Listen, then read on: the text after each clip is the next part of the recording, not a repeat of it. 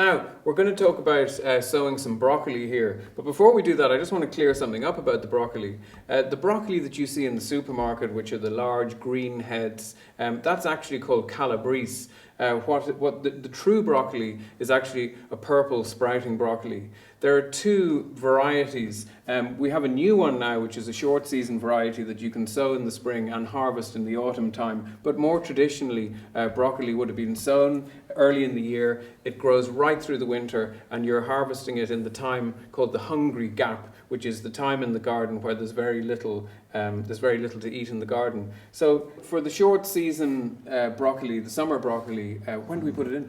Yeah, because it matures so quickly, you'd really want to do a few sowings. You start off in early April, early May, early June. So 3 sowings. Okay, great. You get a good crop over the whole season. Absolutely. And then for the overwintering broccoli, then when do we put that in? The overwintering broccoli, most people sow them too early. Sow them in June or July, quite late. Okay. You don't want to get the plants too big over winter. The bigger they are, the more susceptible they are to frost. Okay. So the way we sow the seeds is we have a modular tray and fine seed compost.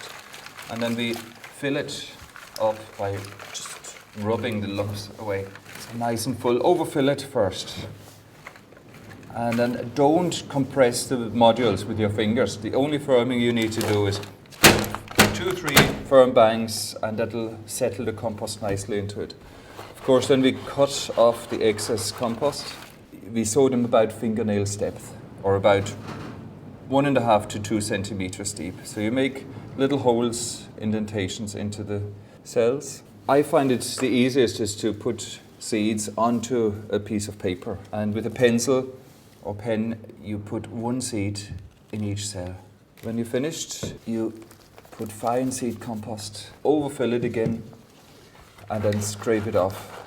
And that's it, that's ready. You just water it in gently. Don't overwater. Overwatering is just as bad as underwatering because the seeds may rot away. And that's it. Probably about 4 to 6 weeks. All the cabbages, cabbage family tribe, you know, the brassicas so-called, they're all the same. Yeah, they're all very quick to germinate within a week, and within 4 to 6 weeks you can plant them out. Okay, our broccoli's come up now, and we're going to plant it out here. Klaus, what's the best soil for broccoli? It's quite a hungry plant, isn't it? Hungry plant, you know, it's in the cabbage family, related to all these, and they're all greedy plants. They all grow big and they're quite demanding. So I prefer to space them reasonably far apart, 18 inches each way. And then you get a reasonable amount from each plant. Sure, yeah. But when you firm them in, make sure that they're really firm in the ground. Like this. Yeah, that's perfect. You can, if you pull there's no give to it. Yeah. That's really how it wants to be. Okay. Perfect. The only thing you have to check them every week is to see if there's any yellow eggs underneath the leaves. And they're the eggs of the cabbage white butterfly. Okay. And if you get them before they hatch into caterpillars, they haven't actually done any damage yet. Yeah. Once they're hatched, they crawl all over the plant, eating every part of the leaf. And you end up with a skeleton within a day, sorry. And you literally just rub the eggs off. Yeah. But there's no yellow eggs or caterpillars underneath on any of the brassicas. Yeah. So it's part of the brassica family, and it has all the problems.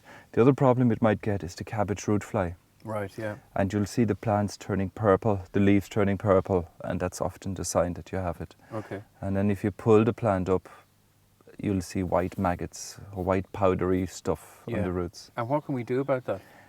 As a prevention, just people put collars around. Yeah. And that stops the fly from laying the eggs onto the base of the trunk.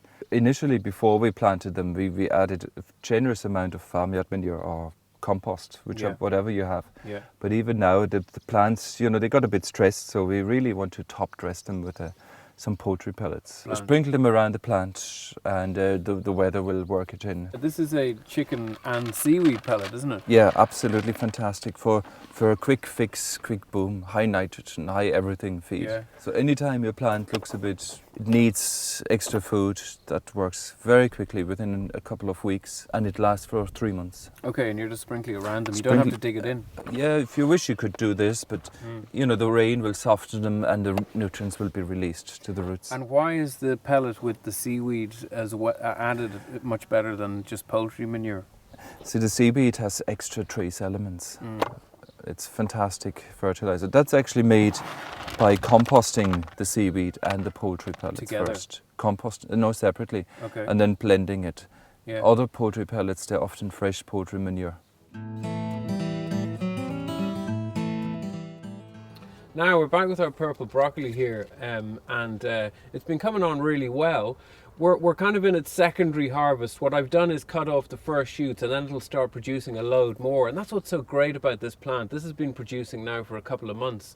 The variety we're using here is Sante, which is a short season broccoli, and that means I planted it in the spring, and it's ready now in the autumn. You can then also get an overwintering broccoli, but I like this one because I'm getting so much from it. So literally, you're just cutting off the little heads there. And they're lovely. Look at the beautiful purple colours there, and really fantastic.